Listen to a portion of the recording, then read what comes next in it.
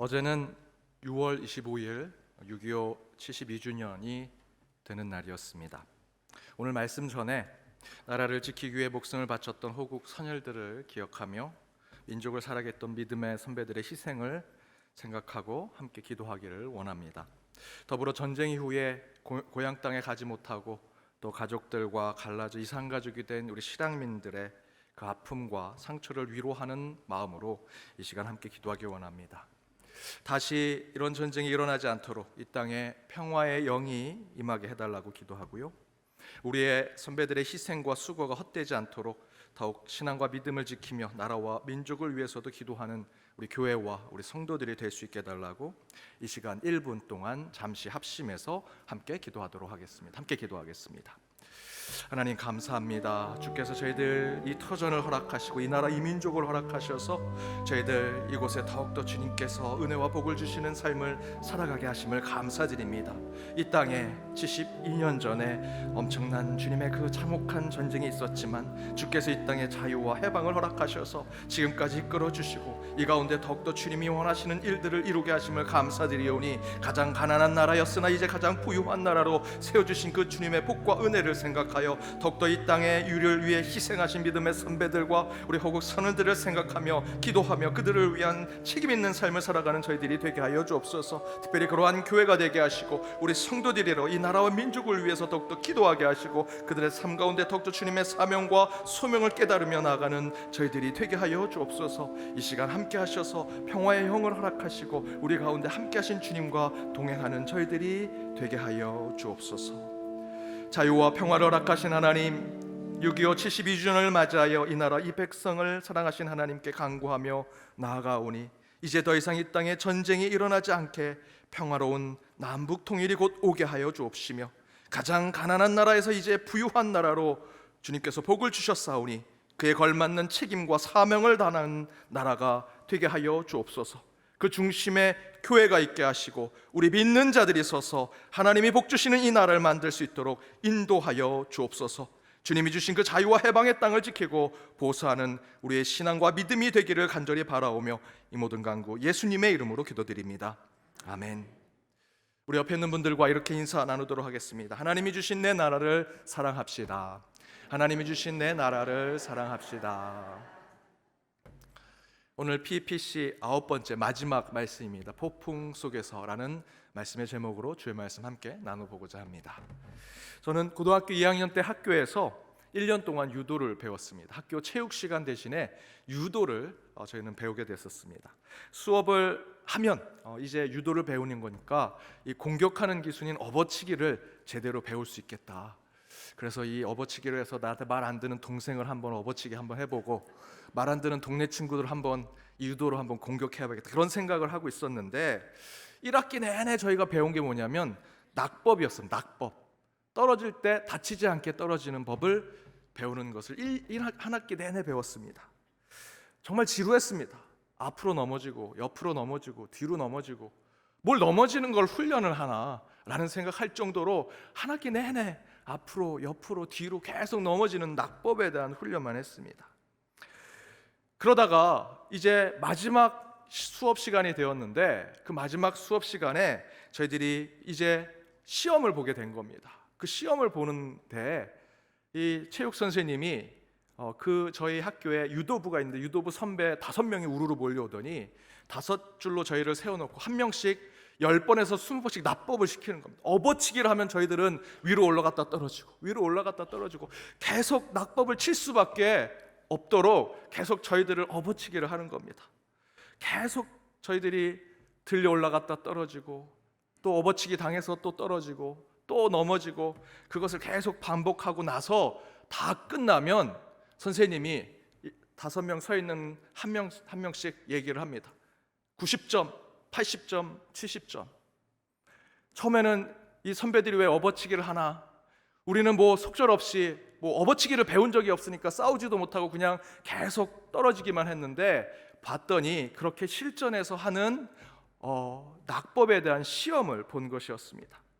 한 학기 내내 배운 낙법을 실전에서 얼마나 잘 적용하는지 유도 선수들이 직접 와서 저희들이 낙법을 배운 우리들을 업어치게 하면서 이 친구가 이제 실전에서 얼마나 낙법을 잘하는지를 점수를 매기는 것이었습니다. 그런데 그렇게 폭풍 업어치기를 당하고 저희는 그동안 배운 낙법을 정신없이 실행하다 보니 처음에는 어설프다가, 처음에 한 5번은 어설프다가 6, 7번, 10번쯤 지나가면 낙법을 해야 되겠구나 생각을 하고요, 20번쯤 당하면 그때서야 한 학기 내내 배운 낙법을 하게 됩니다. 폭풍 업어치기를 당하면요, 그동안 배운 낙법이 이론과 연습처럼 되는 것이 아니라 진짜 실전에선 제대로 된 낙법이 되지 않는 것을 깨닫게 됩니다. 실제로 그런 업어치기를 당하면 낙법으로 땅에 떨어질 때 연습으로는 보기 좋게 멋있게 마치 유도 선수처럼 땅에 떨어질 수 있는 것처럼 보이는데 실전에서는 그렇게 되지 않더라는 거죠. 실전에서 업어치기를 당하면요, 그냥 개구리처럼 딱 뻗어버립니다. 실제 유도를 해보면 멋내는 낙법이 아니라 진짜 낙법을 잘하는 것이 중요한 것을 그렇게 10번, 20번 업어치기를 당하니까 깨닫게 됩니다. 그래서 낙법을 하면서 떨어질 때 연습할 때처럼 그렇게 멋있게 떨어질 수 있는 것이 아니구나, 이론적으로 생각한 대로 이렇게 떨어지면 괜찮겠구나 라고 생각하는 대로 되지 않는구나 라는 것을 알게 되더라는 것이죠.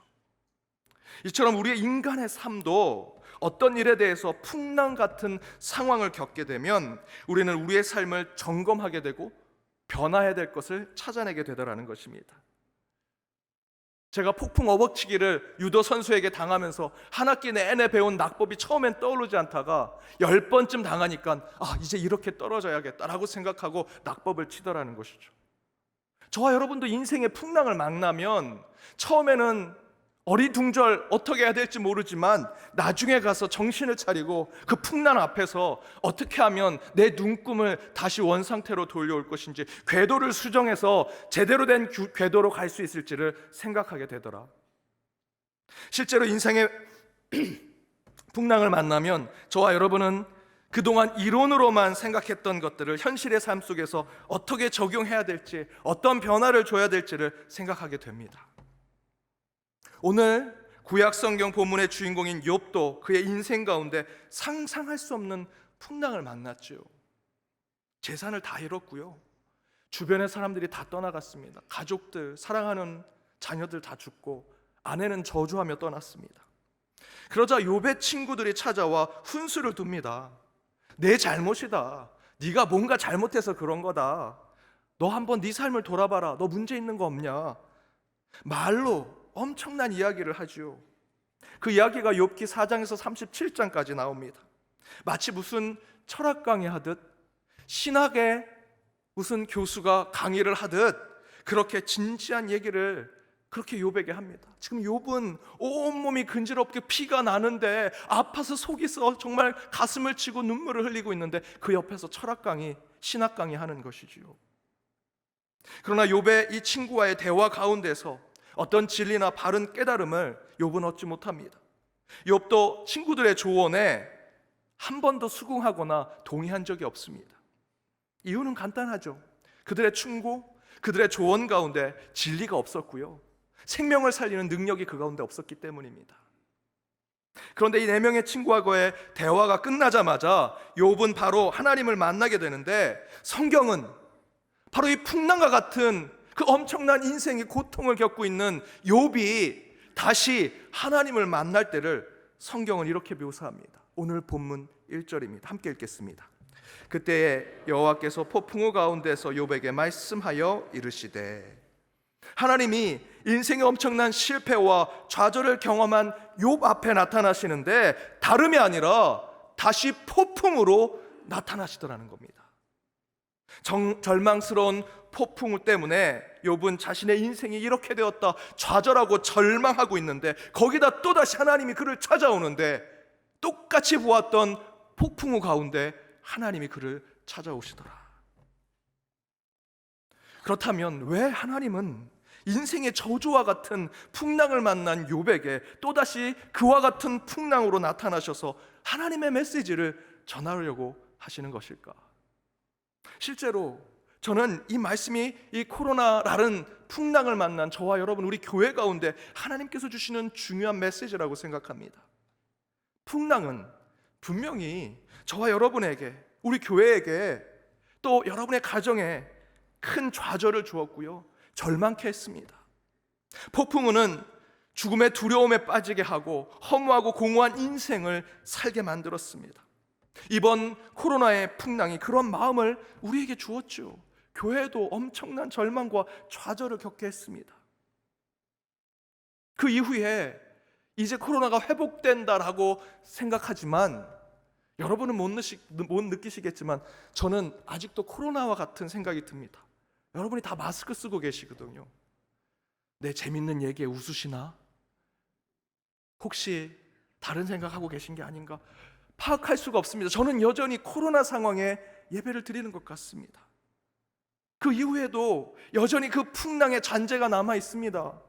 언론을 보니, 뉴스를 보니 원숭이 두창이라는 전염병이 퍼질 것처럼 지금 곳곳에서 얘기하지요.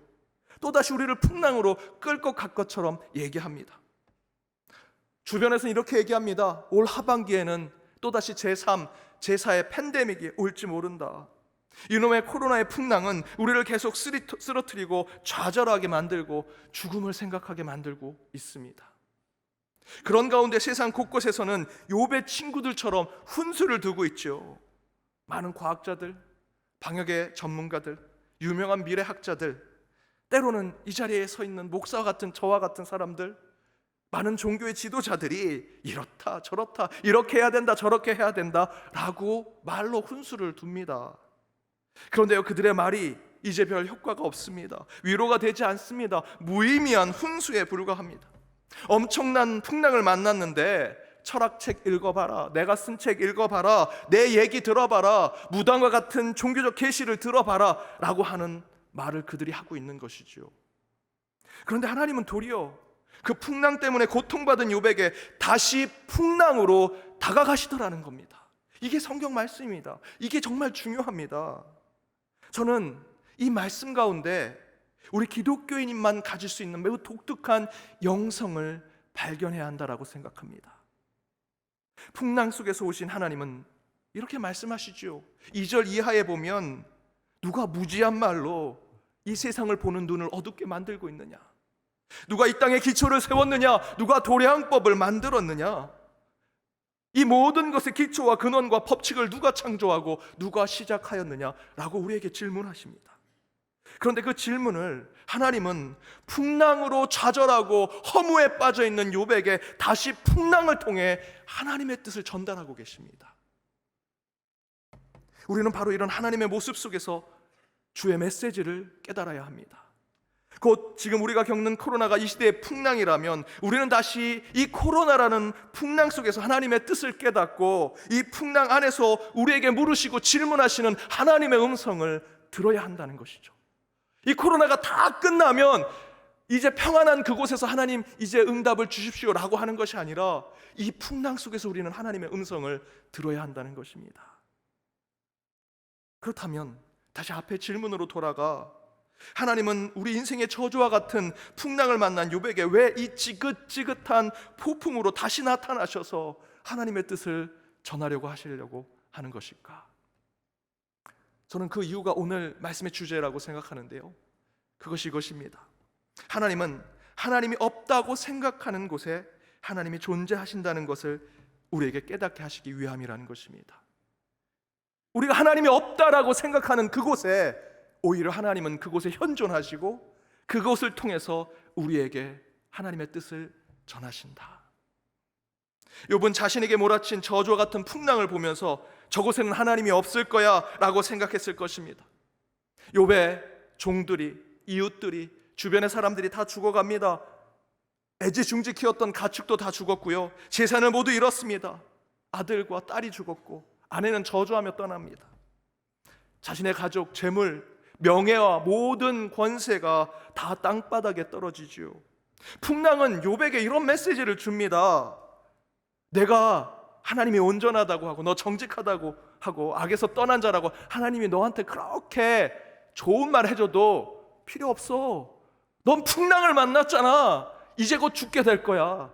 하나님은 그곳에 안 계셔 라는 메시지를 듣는 것이죠. 그런데 하나님은 역설적이게도 욥에게 풍랑으로 나타나십니다. 이게 성경의 기록이죠. 이곳엔 하나님이 없을 거야 라고 생각하는 그 풍랑 속에서 하나님은 마치 제가 그 유도 수업에서 유도 시험을 볼 때 폭풍 업어치기를 당하듯 그 폭풍 업어치기를 유도 선수에게 당하면서 야, 이건 유도가 아니야, 난 유도를 배운 적이 없어, 이게 무슨 유도야 라고 생각하는 그 상황에 하나님은 욥을 사정없이 업어치게 하는 모습이 나오는 것입니다. 여기엔 하나님이 없어, 이것엔 하나님의 뜻이 없어 라고 하는 그 지점에 하나님은 도리어 하나님의 모습을 드러내시고요, 주의 음성을 들리게 하십니다. 하나님이 없다는 그곳에 하나님은 현존하시면서 진짜 하나님이 바로 그곳에 있음을 저와 여러분에게 깨닫게 해주고 계신다는 것이죠. 제가 유도 선수에게 폭풍 업어치기를 당하면서 반년 동안 배운 유도가 아무 의미가 없구나, 뭐하러 이거 배웠나, 이렇게 당하고만 있는 유도가 무슨 의미가 있는가라고 하는 허무한 생각 가운데 위로 올라갔다 떨어지고 위로 올라갔다 떨어지는 바로 그 순간에 제가 깨닫고 있는 것이 있었습니다. 수십 번 업어치기를 당하면서도 단 한 번 부상을 당하지 않았습니다. 몸이 아프지 않았습니다. 반년 동안 배웠던 낙법을 제가 치고 있는 것이었죠. 그 낙법이 유도에 무슨 의미가 있느냐 생각할 정도로 당하고 넘어지고 쓰러지고 있는데 그때 번쩍 드는 생각이 지금 내가 그 낙법을 치고 있구나, 그 낙법이 나를 살리고 있구나 라는 것을 깨닫게 했습니다. 업어치기가 유도의 아주 백미와 같은 기술일지는 모르지만 적어도 그 공격을 받아내는 낙법이라는 기술은 그 공격을 반드시 잘 받아낼 수 있는 유도의 중요한 기술이었습니다. 이처럼 내 인생을 무의미하게 만들어버리고 근본부터 뿌리채 뽑아버릴 것 같은 그 풍랑 속에서 도리어 하나님은 우리에게 생의 의미와 삶의 가치를 다시 보게 만드시더라라는 것입니다.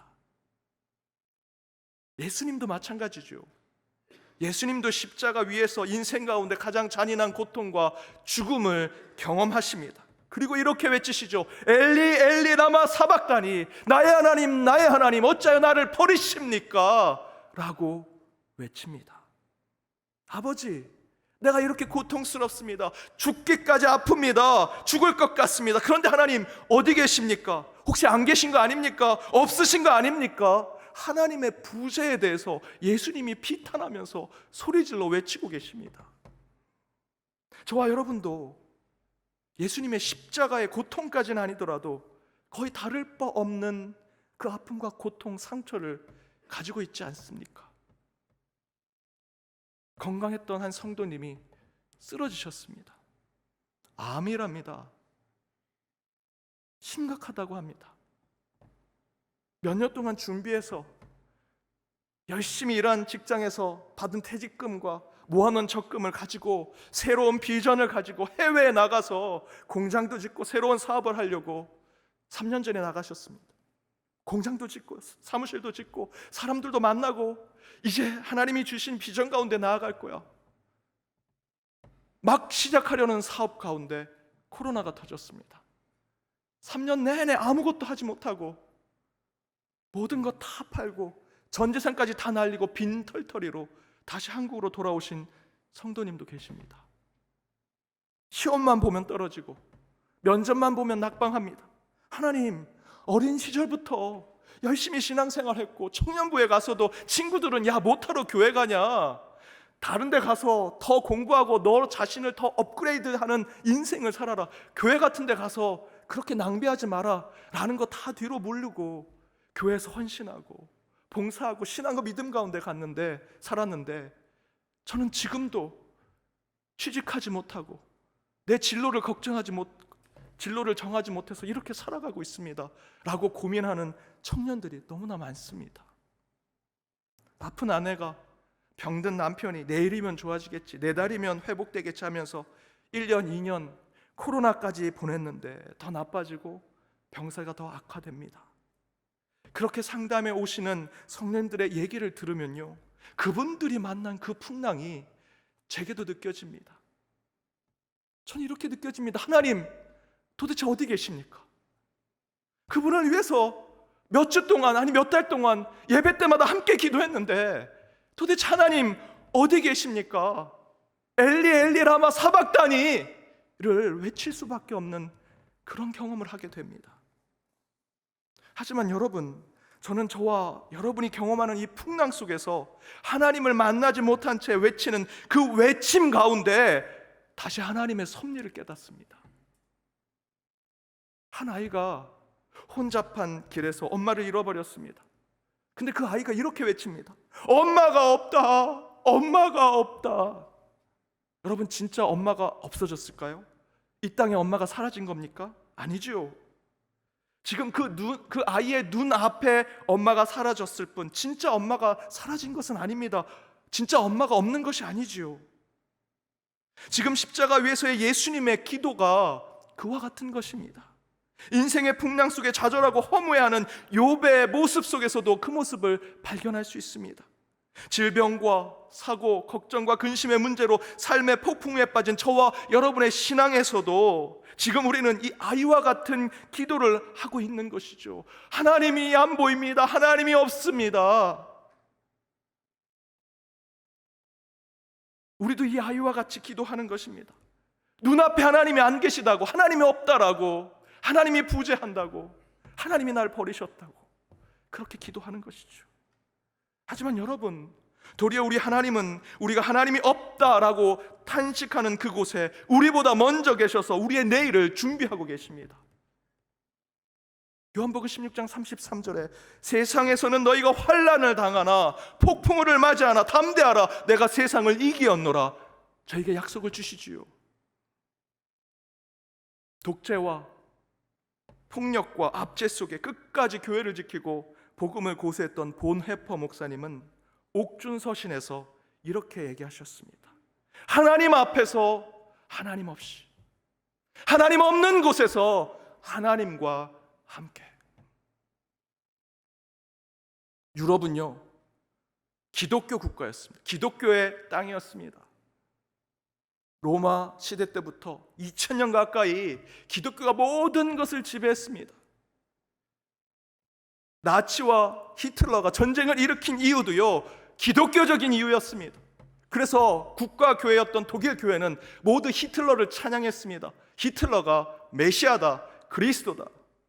그 가운데 진정한 복음을 붙들고 있었던 보네퍼 목사님은 그거 아니다, 진정한 복음은 따로 있다, 우리를 구원하실 예수 그리스도는 훗날 다시 재림하실 것이다 이야기하면서 싸웠지요.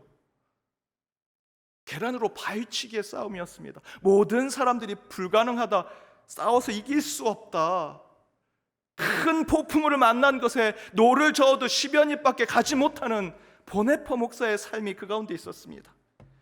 끝내 그는 잡히게 되었고 옥중에 갔습니다. 병이 들어서 여전히 그 독재와 폭력 앞에 죽게 되었습니다.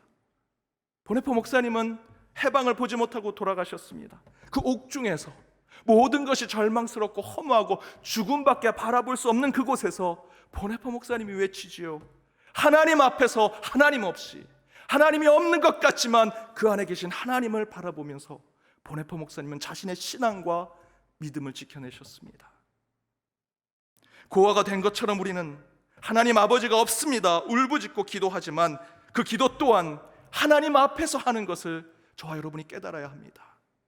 예수님이 엘리 엘리 라마 사박다니, 나의 하나님 어찌하여 나를 버리시나이까 라고 하나님 없음에 대한 비탄함을 외치셨지만 이 외침 또한 그 십자가 위에서 하나님과 함께 기도하고 계신 것입니다. 욥은 풍랑 속에서 하나님 없음, 하나님의 부재, 허무와 공허한 절망과 좌절 속에서 죽기만을 바라는 신세가 되었지만 다시 그를 일으켜 세워준 것은 또다시 풍랑 속에서 나오신 하나님을 통해 그는 다시 일어섰습니다. 미국에서 최악의 자연재해로 손꼽히는 1900년 9월 8일 텍사스 갤버스톤에 닥친 A급 허리케인이 가장 심각한 미국 사회에서 어려움을 줬던 허리케인이었습니다. 바람이 시속 224km로 불었고요, 5m가 넘는 파도가 그 마을을 덮쳤습니다. 8천여 명의 사람들이 사상이 됐고 3,600채의 가옥과 건물이 파손되었습니다. 관광지로 각광을 받았던 그곳이 가장 가난한 마을이 되었습니다. 많은 사람들이 떠났죠. 이렇게 풍랑을 이기지 못하는 마을, 또다시 풍랑을 오면 우리는 망할 것이다 생각하고 많은 사람들이 마을을 떠났습니다. 하지만 남아있는 사람들은 또다시 올줄 모를 허리케인을, 그 허리케인이 참 두렵고 그 폭풍이 너무나 무섭지만 이 마을을 지키고자 하는 사람들은 끝까지 그 마을을 떠나지 않았습니다. 도리어 그들은 만약에 똑같은 허리케인이 오면 지지 않겠다는 마음으로 그들의 삶, 그 마을의 그 모습을 바꾸기 시작합니다. 그들은 5m 이상 되는 파도가 친 것을 생각하고 7m, 8m짜리 방조제를 세웁니다. 모래와 땅, 흙을 같이 섞어서 더 단단한 벽돌로 곳곳에 집을 다시 세웠습니다. 그 마을을 완전히 바꿨고요, 그들의 마음까지도 새롭게 가졌습니다. 관광지로서의 그 마을은 사라졌지만 그들은 이제 더 이상 풍랑에 쓰러지지 않는 마을을 만들어낸 것이죠. 그리고 진짜 불과 얼마 되지 않아서, 몇 년이 지나지 않아서 동급의 폭풍이 그 마을을 덮쳤습니다. 하지만 그 마을은 최소한의 피해만을 입었습니다. 왜냐하면 그 첫 번째 풍랑 가운데 그들은 교훈을 얻었기 때문입니다. 그 첫 번째 풍랑에 나는 두렵고 떨리고 죽음밖에 생각이 안 된다는 사람은 다 떠났습니다. 그들은 다른 곳에서 또 풍랑을 만나면 그곳에서 또 쓰러질 것입니다.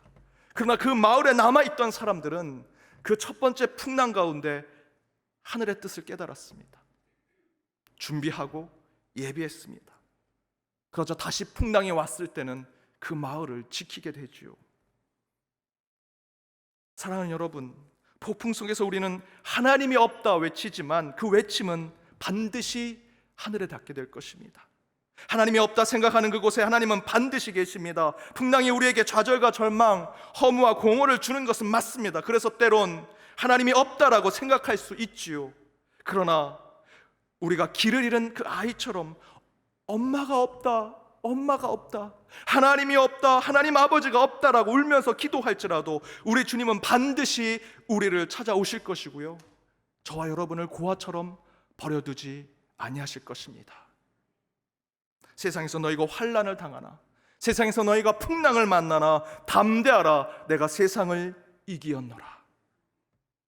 여러분, 영원한 풍랑은 없습니다. 영원한 여러분이 겪은 절망과 좌절과 실패는 없습니다. 그러나 그 풍랑 속에서, 그 좌절 속에서 끝까지 우리에게 용기와 힘을 주시는 하나님은 영원하십니다. 그 하나님만을 붙들고 포스트 코로나 시대에 더욱 치유하고 회복하며 다시 가야 할 길을 찾아 나아가는 저와 여러분, 우리 연동교회가 되기를 주님의 이름으로 축복합니다. 기도하시겠습니다. 살아계신 하나님, 하나님의 말씀 가운데 나아가는 이 시간, 주신 말씀에 저희는 좌로나 우로나 치우치지 아니하고 말씀으로 더욱더 주님, 살아계신 하나님을 만나게 하여 주옵소서. 인생의 풍랑을 만나 하나님 없음을 탄식하며 고통 가운데 빠져있는 욥에게 하나님은 다시 풍랑으로 하나님의 뜻을 깨닫게 하시니 저희가 환난을 당하나 담대하라, 내가 세상을 이기었노라고 말씀하신 그 능력의 하나님만을 붙들고 살아가는 저희들이 되게 하여 주옵소서. 인생의 많은 문제로 낙담하고 좌절하는 주의 백성들이 여기 있사오니 인생의 풍랑 속에 있는 그들 가운데 주여 무리를 걸어오신 주님을 만나 우리도 주를 쫓아 기적을 체험하고 새로운 시대를 준비하는 자들이 되게 하여 주옵소서. 이 모든 간구 예수님의 이름으로 기도드립니다. 아멘.